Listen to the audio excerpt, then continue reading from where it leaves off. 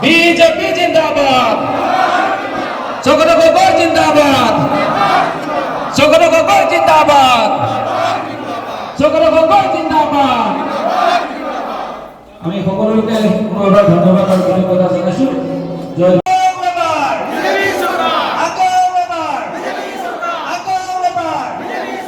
BJP जिंदाबाद हिमंत मामा जिंदाबाद जिंदाबाद बहुत बहुत धन्यवाद नमस्कार মোক বধুৱাতে আমাৰ দিহিয়াতে এই গোটেই কথাখিনি মোক জনাইছিল